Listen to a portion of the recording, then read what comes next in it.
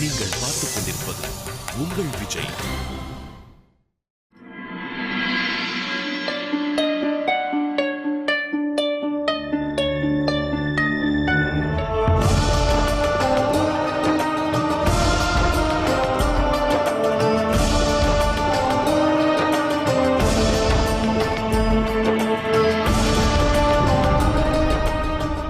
செவிமடுத்த கணமே உற்சாகம் பீரிடும் அளவு நான் கேட்ட துதிப்பாடலில் மறைந்திருந்த அத்தகைய அற்புதம்தான் என்ன?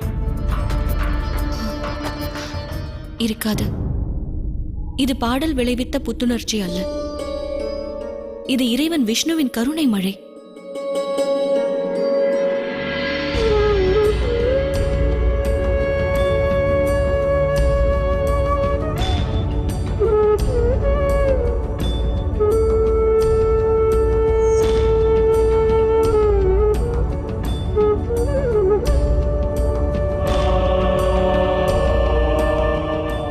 ஜெகநாதா, என் தந்தையின் மன விருப்பத்தினை நான் முழுமையாக நிறைவு செய்யும் வரையில் நான் ஜீவித்திருக்க வேண்டும்.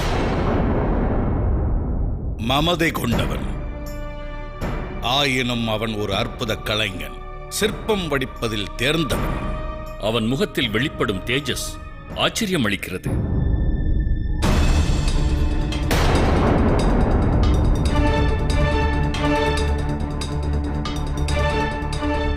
என் கண்ணோட்டத்தில் அவன் நெறியற்றவனாக, நேர் வழிக்கு மாறானவனாக தெரிகிறான். அவனது சிந்தனையின் போக்கும், அவனது நடத்தையின் போக்கும், அவனது வார்த்தைகளின் தொனியிலிருந்தே மிக தெளிவாக தெரிகிறது. அவன் வந்தது நமக்கு உதவி செய்ய.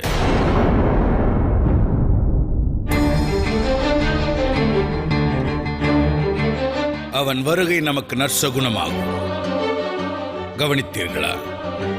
அவன் பாடலின் ஒலி சதியின் செவிகளை எட்டியது. அவள் சோர்விலிருந்து தெளிவடைந்தாள்.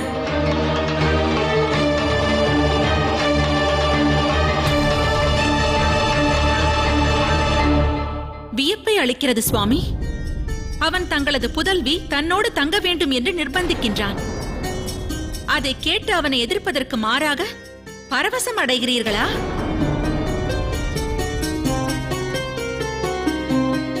தம் முன் துச்சமான ஒரு சிற்பி தம்மை அவமதிக்க துணிகிறான். தாம் அவனை ஊக்குவிக்கின்றீர்களா?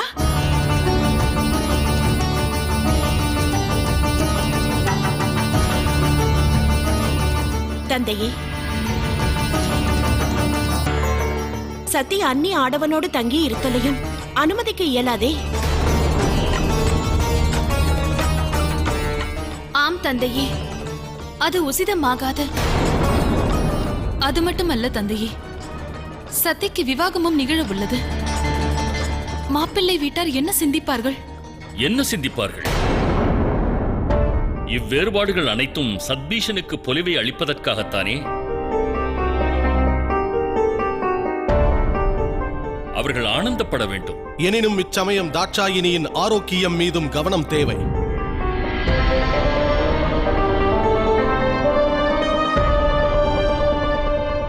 அவள் பலகீனம் பெருகி வருகிறது. இத்தகைய நிலையில் ஒளிரும் தீபங்களுக்கு இடையே இரவு முழுவதும் கண் விழித்திருப்பது உகந்ததாகாது, ஆட்சேபத்திற்குரியது. காஷ்யப ரிஷிகளே, மறக்க வேண்டாம், சதியின் ஆரோக்கியத்தை பொறுத்தமட்டில் ஜடனின் பாடல் அருமருந்தாக செயல்பட்டுள்ளது. ஜட்டனது கலைத்திறனையும் அவனுடைய அற்புத ஆற்றலையும் என் கண்களால் நானே கண்டேன். ஓர் அன்னையின் மரணமடைந்த புதல்வியை அவளது சிலை கொண்டு உயிருடன் மீட்டு எடுப்பதானது சாமானியமானதல்ல, மாபெரும் அதிசயம், ஈடு இணையற்றது.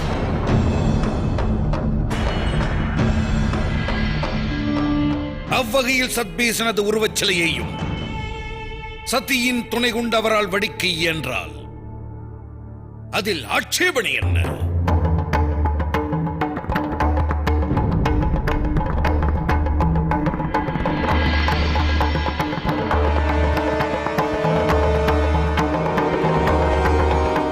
தங்கள் விருப்பப்படி செய்யுங்கள்.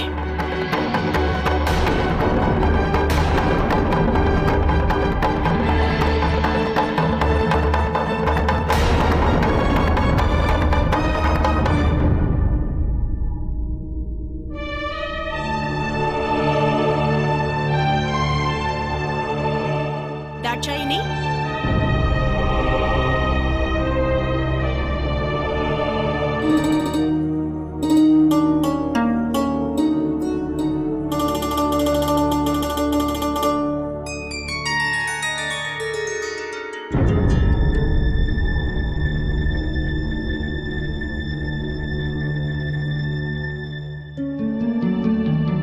நம் அன்னையும் தந்தையும் உனக்காகத்தான் காத்திருக்கிறார்கள்.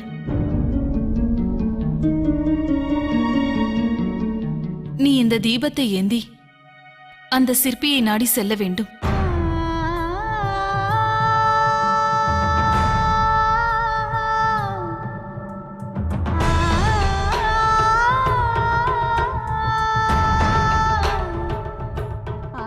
இது குறித்த முடிவானது உனது தாட்சாயினி. விருப்பம் இல்லாவிடில் இக்கணமே மறுக்கவும் உரிமை உண்டு. இல்லை அக்கா, தந்தையின் முடிவே எனக்கு இறுதியானது.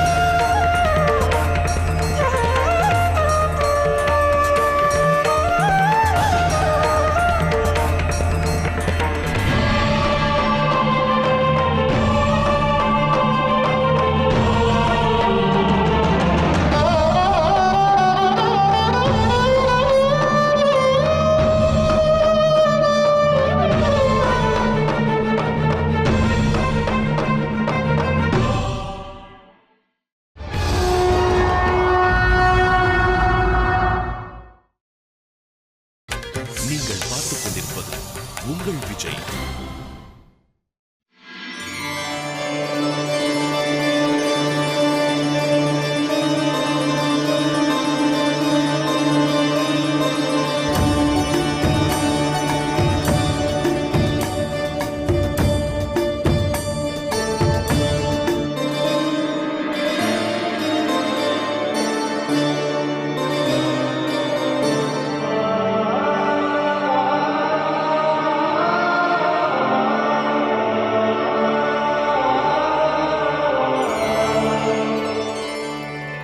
எம்முடைய சிற்பக்கூடம் தங்களது மனம் கவர்ந்ததா?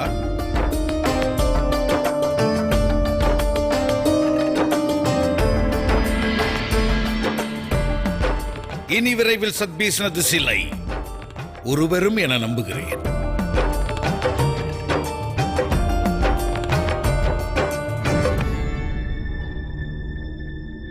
ஆகட்டும் ஆகட்டும், இனி ஒரு கணமும் நாம் தாமதிக்க கூடாது. நாம் அனைவரும் வெளியே செல்வோம்.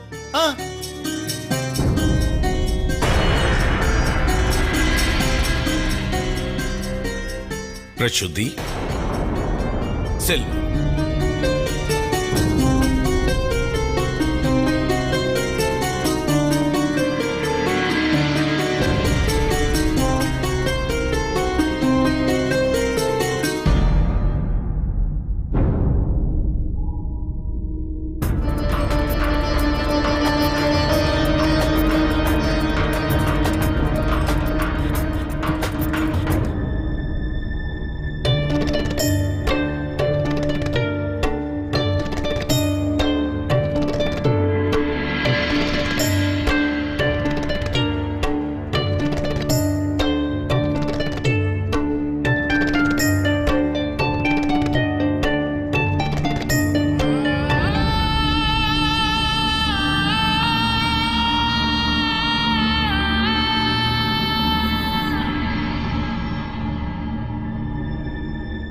அதர்மம்,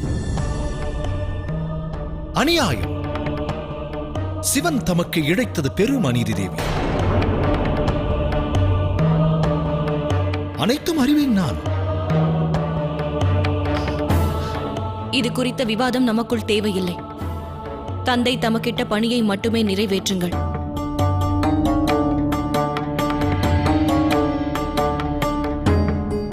நேரத்தை வீணடிக்காதீர்கள். விரைவில் விவாகம் முடிக்க துடிக்கும் தமது ஆர்வம் நன்கு புரிகிறது தேவி.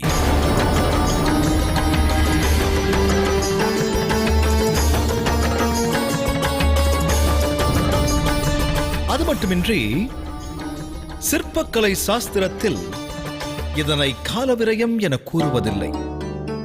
தமது உள்ளம் இக்கணம் திடமாக உள்ளதா அல்லவா என சோதித்தருகிறேன்.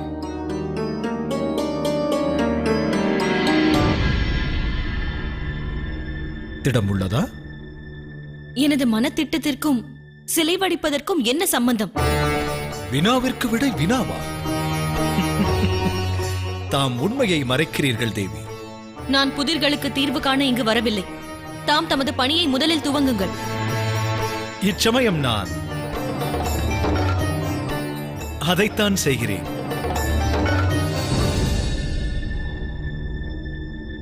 இது மட்டும் ஈசனை தாம் மறக்கவில்லை.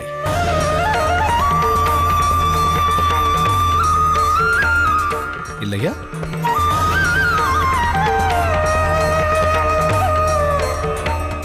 தாம் விடையளிக்கவில்லையே.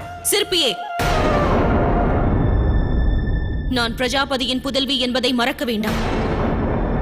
தாம் வரைமுறைகளை கடக்கவும் முயல வேண்டாம். சிற்பியின் கலைக்கும் கற்பனைக்கும் வரைமுறைகள் ஏதும் கிடையாது.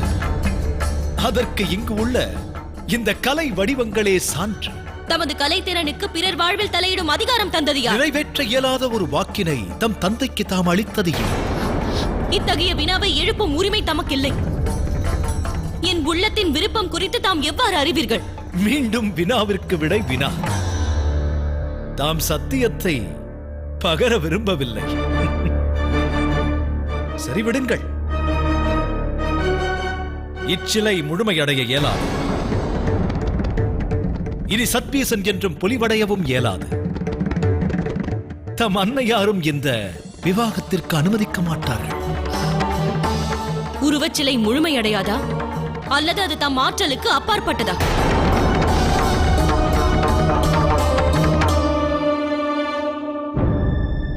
எனது சிற்பக்கலையின் சிறப்பை குறித்து தமது தந்தை தமக்கு சொல்லவில்லை போலும். என் கரங்களினால் வடிவம் பெறும் சிலைகளின் உருவம் தம் கற்பனையை பொறுத்ததே. தாம் சிவனை மனதில் வடித்திருந்தால் உருவமும் அதுபோலவே அமையும். அதை நான் முற்றும் விரும்பவில்லை. ஏனெனில் தம் தந்தையைப் போன்றே நானும் சிவனை வெறுப்பேன். சிவனை மறவுங்கள். அவன் நெறிமுறைகள் அறியாதவன், நெறிமறந்தவன், முறைகள் தவறியவன். ஈசன் இவ்வாறு கூற காரணம் என்ன? எனினும் தம் தந்தை சமுதாயத்தின் வழிகாட்டி தனது புதல்விக்கு மனம் முடிக்க வேண்டும். இதனால் அன்னை தாட்சாயினி ஈசனிடமிருந்து மேலும் விலக நேரிடுமே. அவரது நிலை உணர்ந்தே அவருக்கு உதவ நான் முன் வந்தேன். எனினும் என் நேரம் வீணாகும் என்பதை நான் உணரத் தவறினேன்.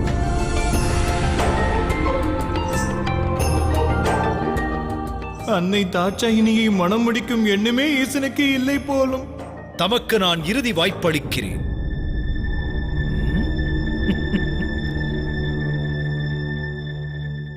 சிந்தித்துக் கூறுங்கள்.